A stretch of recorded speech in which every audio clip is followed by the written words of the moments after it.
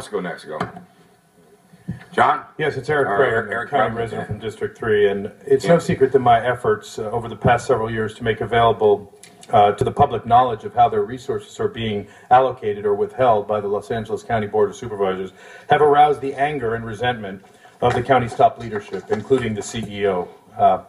A quick scan through videotapes of the meetings confirms this fact. Your dislike is not surprising because by opening your decisions to greater public scrutiny and by asking for answers when I have come upon, during my scrutinizing of every week's agenda, evidence of impropriety, negligence, or lack of due diligence, I have on several occasions caused most of you to be the subjects of embarrassing and even reputation-damaging exposés, appearing both in print and on television. I would contend that the citizens of Los Angeles County benefit from such exposing of the truth about what their public servants are up to.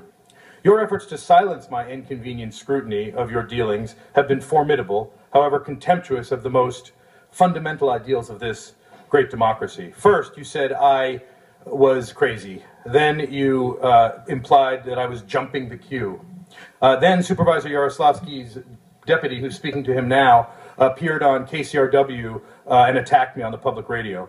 And so when I decided to run for county supervisor, convinced that my efforts at opening the affairs of county government to sunlight would be exponentially more effective if I were on the board, I certainly wasn't holding my breath for your endorsement.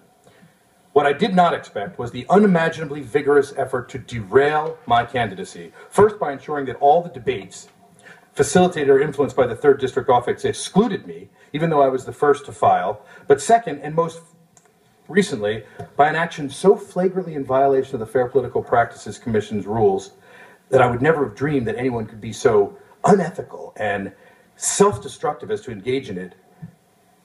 After I have described that action. Thank you. Your time's up.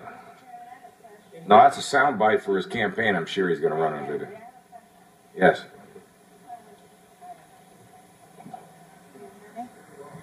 Turn the mic on. Which button is it? No, they don't hear me. It's gonna put. It's on yours. I have mine on.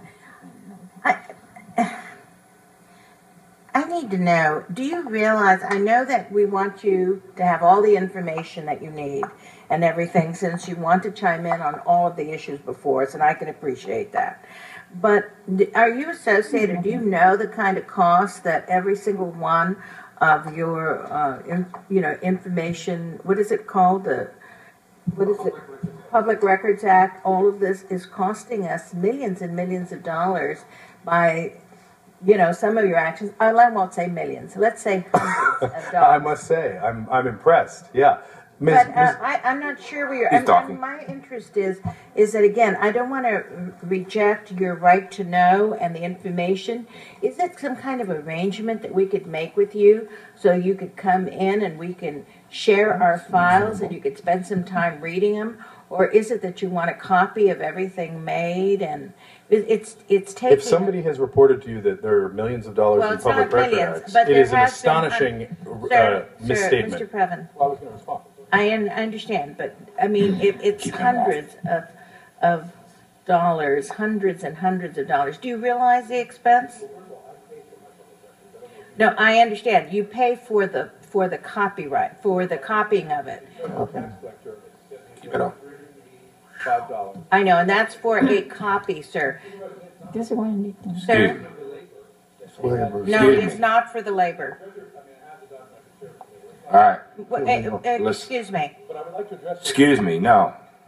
Can I allow him just to respond to me? Do you know? Yeah, I can. So you are getting those bills, and you say it includes the labor? Okay.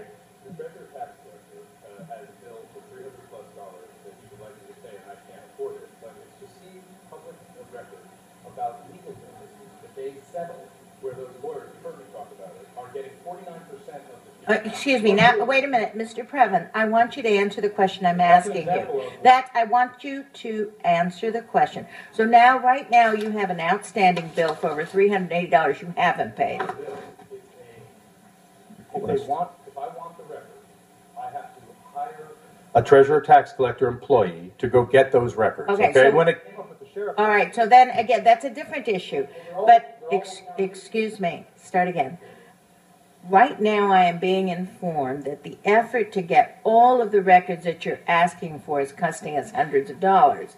So you've only been informed of the treasurer tax collector?